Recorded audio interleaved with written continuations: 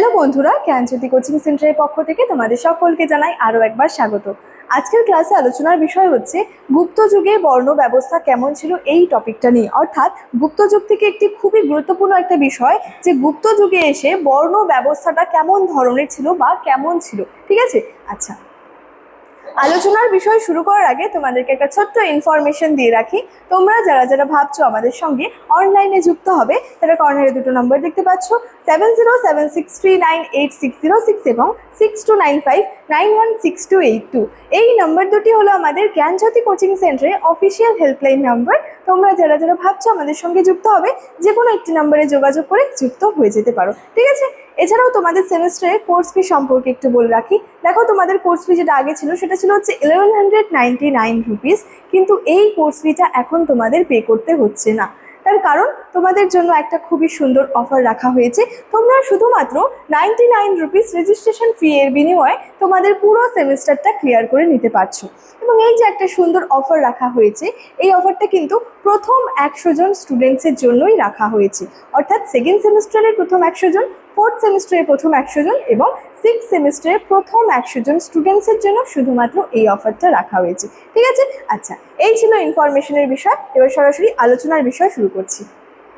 দেখো, মূলত আলোচনার বিষয় হচ্ছে গুপ্ত যুগের বর্ণ ব্যবস্থা সম্পর্কে। আচ্ছা, প্রথমে বলেছে ফাহিয়েনের বিবরণ থেকে জানা যায় যে গুপ্ত যুগের সমাজে বর্ণভেদ প্রথা বেশ প্রবল ছিল। অর্থাৎ মূলত এই যে গুপ্ত যুগের যে বর্ণ ব্যবস্থাটা রয়েছে, এটা আমরা কিসের উপর ভিত্তি করে জানতে পারি? ফাহিয়েনের যে বিবরণ রয়েছে সেখানের উপর, বা সেখান থেকে আমরা মূলত এই গুপ্ত যুগের বর্ণভেদ প্রথা বা বর্ণ ব্যবস্থার কথা জানতে পারি। এবং কি জানতে পারি? যে গুপ্ত যুগের সমাজে এই যে বর্ণভেদ প্রথা, এটা কিন্তু অনেকটাই প্রবল ছিল। আচ্ছা, বলেছে গুপ্ত যুগে বৈদিক যুগের মতোই ভারতীয় সমাজ 4টি শ্রেণীতে কিন্তু বিভক্ত ছিল। অর্থাৎ এখানে বলেছে গুপ্ত যুগে বৈদিক যুগের মতোই, অর্থাৎ বৈদিক যুগে যেমন এই ভারতীয় সমাজ 4টি শ্রেণীতে বিভক্ত ছিল, গুপ্ত যুগেও কিন্তু ঠিক তেমনই এই ভারতীয় যে সমাজ সেটা কিন্তু মূলত 4টি শ্রেণীতে বিভক্ত ছিল। আচ্ছা, এই 4টি বর্ণ কি ছিল? এই 4টি বর্ণ ছিল হচ্ছে যে ব্রাহ্মণ, ক্ষত্রিয়, বৈশ্য এবং শূদ্র। এই 4টা বর্ণের অস্তিত্বের কথা কিন্তু এই ক্ষেত্রে গুপ্ত যুগে এসেও জানা যায়। ঠিক আছে, ব্রাহ্মণ, ক্ষত্রিয়, বৈশ্য এবং শূদ্র। আচ্ছা, এক্ষেত্রে তাদের কিন্তু বিভিন্ন কাজ রয়েছে। অর্থাৎ এই যে 4টি বর্ণ রয়েছে বা 4টি শ্রেণীর কথা এখানে বলা হচ্ছে, তাদের কিন্তু বিভিন্ন কাজ রয়েছে। যেমন ব্রাহ্মণদের কাজ ছিল হচ্ছে যে পূজা অর্চনা, যাগযজ্ঞ এবং বিদ্যাচর্চা করা। ক্ষত্রিয়দের কি কাজ ছিল? ক্ষত্রিয়দের কাজ ছিল হচ্ছে দেশ শাসন এবং দেশ রক্ষা করা। বৈশ্যদের কি কাজ ছিল? বৈশ্যদের কাজ ছিল ব্যবসা বাণিজ্য করা। এবং শূদ্রদের কাজ ছিল হচ্ছে যে ওপরের 3 বর্ণের সেবা করা। এখানে ওপরের 3 বর্ণ বলতে এই যে ব্রাহ্মণ, ক্ষত্রিয় এবং বৈশ্য, এই 3 বর্ণের কাজ, সেবা যত্ন করা কিন্তু এই শূদ্রদের কাজ ছিল। গুপ্ত যুগের যে বর্ণ ব্যবস্থাটা রয়েছে বা বর্ণভেদ, এই যে প্রথাটা, এটা কিন্তু খানিকটা প্রবল ছিল জানা যায়। সেটা আমরা ফাহিয়েনের বিবরণ থেকে জানতে পারি। এবং গুপ্ত যুগের যে সমাজে, সেখানে কিন্তু যে বৈদিক যুগের মতো এই সমাজে কিন্তু 4টি শ্রেণীর আমরা অস্তিত্বের কথাই জানতে পারি। এটা ছিল হচ্ছে ব্রাহ্মণ, ক্ষত্রিয়, বৈশ্য এবং শূদ্র। তো মূলত এখানে শূদ্রদের অবস্থা কিন্তু অনেকটাই যে খারাপ ছিল বলা চলে। যেমন ব্রাহ্মণদের কাজ ছিল বিদ্যাচর্চা, পূজা অর্চনা করা। ক্ষত্রিয়দের কাজ ছিল দেশ শাসন, দেশ রক্ষা করা। বৈশ্যদের কাজ ছিল ব্যবসা বাণিজ্য করা। কিন্তু শূদ্রদের কাজের ক্ষেত্রে কি দেখা যাচ্ছে? ওপরের 3 বর্ণের, অর্থাৎ ব্রাহ্মণ, ক্ষত্রিয়, বৈশ্য, এই 3 বর্ণের কিন্তু যে সেবা যত্ন করা কি ছিল? এই কিন্তু যে শূদ্রদের কাজ ছিল। ঠিক আছে, শূদ্রদের অবস্থার কিন্তু খানিকটা এক্ষেত্রে আমরা একটা পরিবর্তন দেখতে পাই, যে অনেকটা খারাপ ছিল তাদের অবস্থা।